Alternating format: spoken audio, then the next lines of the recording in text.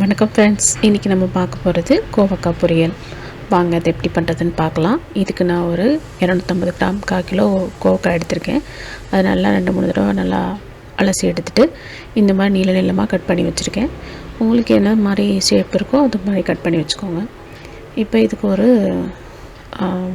Masala ready பண்ணிக்குவோம். இதுக்கு ஒரு பத்து தேங்காய், ஒரு ஸ்பூன் சோம்பு, அது கூட காரத்துக்கு 2 காஞ்ச வத்தல், காரம் எக்ஸ்ட்ரா வேணும்னா கூட ஒரு வத்தல் சேர்த்து வச்சுக்கோங்க. கூட 2 பல்லு பூண்டு. இதை மிக்ஸி ஜாரில் போட்டு நல்லா நம்ம கொரப்பாக அரைச்சி எடுத்துக்குவோம். நைஸாக அரைக்க வேணாம், நல்லா கொரப்பாக அரைச்சா போதும். இப்போ நல்லா அரைச்சாச்சு. இப்போ இதை நம்ம கோவக்காவோட சேர்த்து வேக வைக்க போகிறோம். இப்போ ஒரு கடாயில் நம்ம வெட்டி வச்சுருந்த கோவக்காய் ப்ளஸ் அரைச்சி வச்சுருந்த தேங்காய் மசாலா, கூடவே 1/4 ஸ்பூன் மஞ்சத்தூள், தேவையான அளவு உப்பு, தண்ணி, இதெல்லாம் சேர்த்து நம்ம கடாயில் ஒரு 15 நிமிஷத்துலேருந்து 20 நிமிஷம் வரைக்கும் மூடி போட்டு மீடியம் ஃப்ளேமில் வேக விட போகிறோம். இப்போ நம்ம கடாயில் வேணால் ஃபாஸ்ட்டாக செய்யணும் அப்படின்னா நம்ம குக்கரில் இதெல்லாம் சேர்த்து ஒரு விசில் வச்சு எடுத்துக்கலாம். ஒரு விசிலுக்கு மேலே அடிச்சிச்சின்னா குழஞ்சி போயிடும். அதனால் கரெக்டாக ஒரு விசில் வச்சு எடுத்துருங்க. இப்போ இதில் கடாயில் நம்ம தேவையான அளவு தண்ணி ஊற்றி மூடி போட்டு ஒரு 15லேருந்து 20 நிமிஷம் பக்கம் வேக விடுவோம். பாருங்கள், இப்போ நல்லா வெந்துருச்சு. இப்போ இதை நம்ம தாளிக்க போகிறோம்.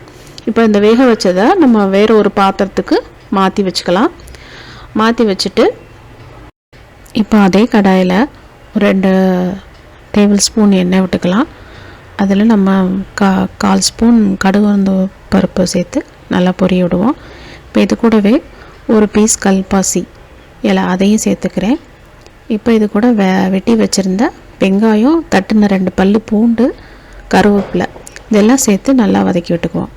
இப்போ நம்ம வேக வச்சிருந்த கோவக்காயை இதில் சேர்த்து நல்லா மிக்ஸ் பண்ண போகிறோம். இப்போ இது கூட நான் ஒரு 1/2 ஸ்பூன் மிளகாத்தூள், வரமிளகாத்தூள் சேர்த்துக்கிறேன். இது காரம் எக்ஸ்ட்ரா வேணுன்றக்காக சேர்த்துக்கிறேன். நீங்கள் ஆல்ரெடி அரைக்கும் போது எக்ஸ்ட்ரா மிளகா சேர்த்துருந்தீங்கன்னா இதை ஸ்கிப் பண்ணிடுங்க.